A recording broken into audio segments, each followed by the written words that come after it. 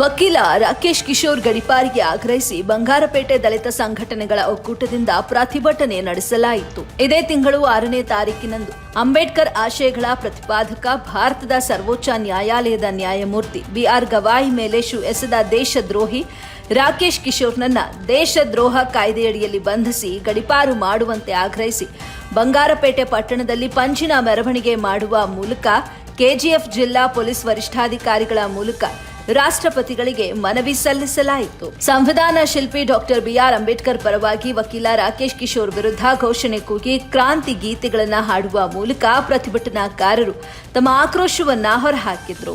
ಮುಖಂಡ ಸಿದ್ದನಹಳ್ಳಿ ಯಲ್ಲಪ್ಪ ಮನವಿ ಪತ್ರ ಓದಿ ಸಬ್ ಇನ್ಸ್ಪೆಕ್ಟರ್ ರಾಜಣ್ಣ ಅವರಿಗೆ ನೀಡಲಾಯಿತು.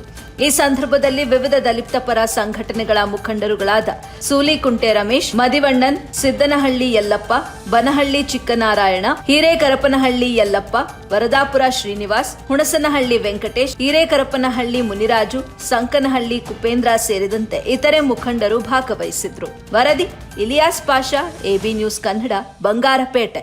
ಕರ್ನಾಟಕ ರಾಜ್ಯದಾದ್ಯಂತ ವಿವಿಧ ಜಿಲ್ಲಾ ಹಾಗೂ ತಾಲೂಕು ಕೇಂದ್ರಗಳಿಗೆ ಎಬಿ ನ್ಯೂಸ್ ಕನ್ನಡ ಟಿವಿ ಚಾನೆಲ್ಗೆ ವರದಿಗಾರರು ಬೇಕಾಗಿದ್ದಾರೆ. ಅನುಭವ ಹಾಗೂ ಆಸಕ್ತ ವರದಿಗಾರರು ಸಂಪರ್ಕಿಸಿ. ರಾಷ್ಟ್ರೀಯ ಮುಖ್ಯಸ್ಥರು ರಂಜಾನ್ ಮುಜಾವರ್ 8971212943. ಕರ್ನಾಟಕ ರಾಜ್ಯ ಮುಖ್ಯಸ್ಥರು ನಲ್ಲೂರು ಮಹಮ್ಮದ್ ಆಸಿಫ್ 9964465953.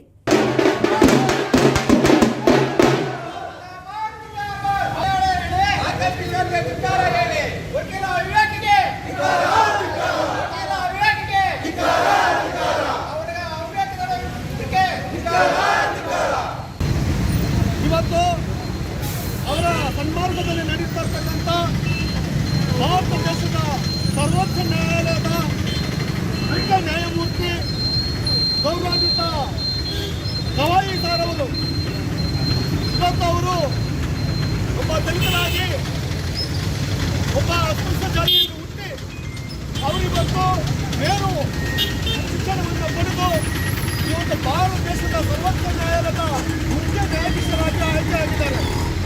ಇದನ್ನು ಸಹಿಸಲಾರದ ಮನುವಾದಿಗಳು, ಜಾತಿವಾದಿಗಳು, ಸನಾತನವಾದಿಗಳು ಅವರು ಏನು ಸುಪ್ರೀಂ ಕೋರ್ಟ್ಗೆ ನ್ಯಾಯಾಧೀಶರಾಗಿ ನೇಮಕ ಆದಾಗಲಿಂದಲೂ ಕೂಡ ಅವರು ಒಂದಲ್ಲ ಒಂದು ರೀತಿಯಲ್ಲಿ ಅಪಮಾನ ಮಾಡುವಂಥದ್ದು, ಅಸಹ್ಯ ಮಾಡುವಂಥದ್ದು ಮತ್ತು ಅವರ ಮೇಲೆ ಇಲ್ಲಸಲ್ಲದ ಆರೋಪಗಳನ್ನು ಹೊರಿಸುವಂಥ ಒಂದು ಕುತಂತ್ರ ಮನುಧೋರಣೆಯನ್ನ ಮಾಡ್ತಾ ಬಂದಿದ್ದಾರೆ. ಅದು ಇತ್ತೀಚೆಗೆ 6ನೇ ತಾರೀಕು ನಮ್ಮ ಗವಾಯಿ ಸರ್ ಅವರು ಸುಪ್ರೀಂ ಕೋರ್ಟ್ ನ್ಯಾಯಾಧೀಶರಾಗಿ ಒಂದು ಕಲಾಪ ನಡೆಯುತ್ತೆ. ಆ ಕಲಾಪದಲ್ಲಿ ಸುಪ್ರೀಂ ಕೋರ್ಟ್ ಕಲಾಪ ನಡೆಯುವ ಸಂದರ್ಭದಲ್ಲಿ ಒಬ್ಬ ಅವಿವೇಕಿ ವಕೀಲರು ರಾಕೇಶ್ ಕಿಶೋರ್ ರಾಕೇಶ್ ಅಂತೇಳಿ ಒಬ್ಬ ವಕೀಲ ಆ ಒಂದು ಸಂದರ್ಭದಲ್ಲಿ ಒಂದು ತೀರ್ಪನ್ನು ಕೊಡ್ತಾರೆ. ಆ ತೀರ್ಪು ಕೊಡೋ ಸಂದರ್ಭದಲ್ಲಿ ಆ ತೀರ್ಪು ಏನಪ್ಪ ಅಂತಂದ್ರೆ, ಇವರು ರಾಕೇಶ್ ಕಿಶೋರ್ ಅವರು ಒಂದು ಪುರಾತನವಾದ ಒಂದು ವಿಷ್ಣು ವಿಗ್ರಹ ಇರ್ತದೆ. ಆ ವಿಗ್ರಹ